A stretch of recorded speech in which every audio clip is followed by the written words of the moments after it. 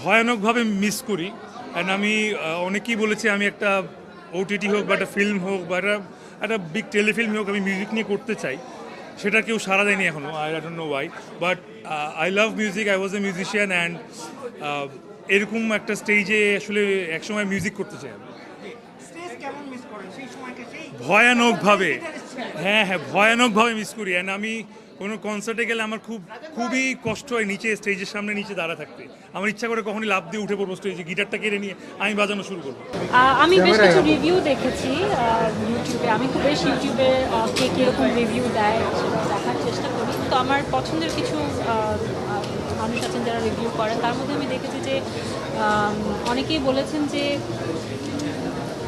গল্পটা ডিফারেন্ট, শেষের দিকে বোধহয় বেশ একটা টুইস্ট রয়েছে। এবং যেটা আমার ভালো লেগেছে শুনে যে এই ধরেন শাকিব খানই তো এই ফিল্মের নায়ক, তো ওনার অফকোর্স অডিয়েন্স একটা লার্জার অডিয়েন্স আমাদের দেশের, বাট সিঙ্গল স্ক্রিনে ওনার সিনেমা বেশি চলে। বাট মাল্টিপ্লেক্সেও আমরা বেশ কয়েক বছর ধরে দেখছি যে ওনার একটা নতুন দর্শক তৈরি হয়েছে। সেম এই সিনেমার ক্ষেত্রে আমি শুনেছি যে অনেক দর্শক মাল্টিপ্লেক্সে আসছেন, অতটা ভালো বলেই আমার মনে হচ্ছে জানা যায়।